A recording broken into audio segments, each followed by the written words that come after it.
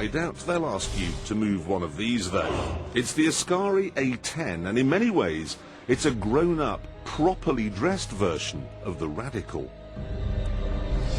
There's the same sense of purpose, the same focused design, the same 1 forward, 5 back box, the same 5-point harnesses, and the same knob for altering the brake balance.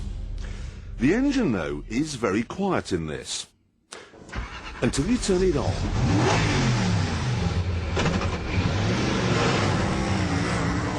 Let me give you some of the facts. It has a 5-litre V8 from the old BMW M5, but with altered variable valve timing to give 625 brake horsepower. The body and floor is made from 5 pieces of carbon fibre glued together. So the result is a car which weighs just 1.2 tonnes. And the result of that is some performance figures that boggle the mind. 0 to 60, they say, takes 2.8 seconds. And flat out, it'll be doing 215 miles an hour. It all sounds too mouth-watering for words. So, why, you might be wondering, is it being driven by the man who owns the company? And this racetrack, for that matter. Why am I not driving it? It's simple. I really don't like reviewing cars made by small, independent companies because less will have been spent designing and making the whole car than Renault, say, spend designing the heater knob on one of their cars. So you know the door's going to fall off, it'll handle like a boat, everything will break, it'll be rubbish.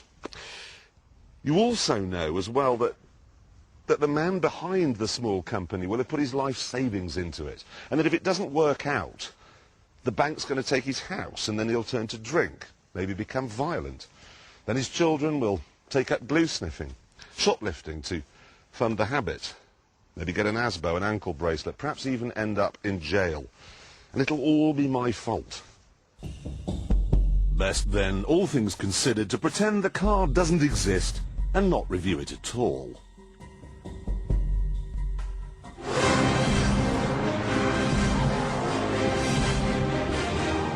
The thing is, though, this is staggeringly, eye-swivelingly, unbelievably brilliant. A10 Ascari?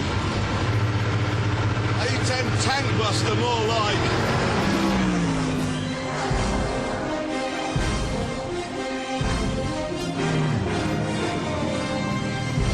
Of course, being from a small company, the air conditioning doesn't work properly, the dashboard, and anything you can see here is a meaningless collection of hieroglyphics.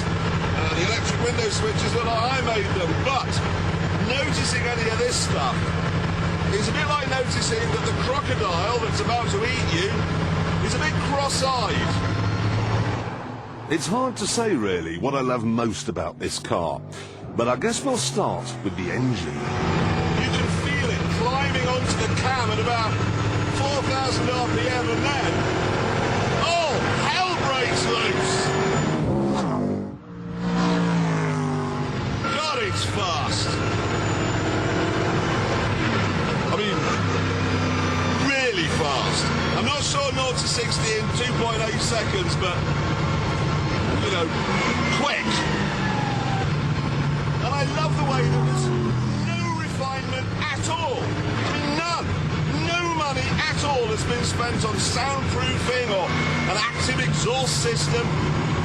You just get the raw sound of a V8 doing the bass line, and then the transmission line providing a sort of descant.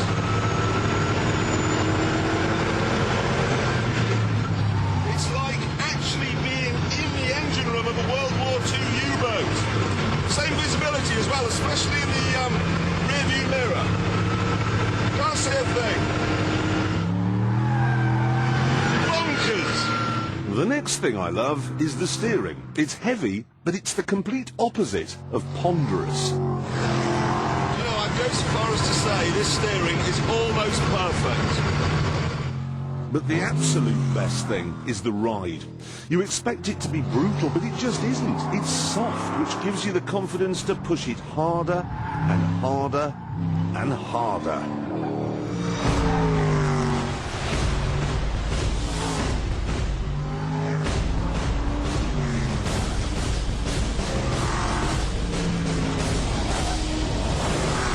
And then eventually you have to come in because the cats are red hot. I'm going to stick my neck out now and say this can be mentioned in the same breath as an Enzo. Only this, if you peel away the stripes and the writing on the bonnet, is better looking. It may be named after a warthog, but it sure as hell doesn't look like one.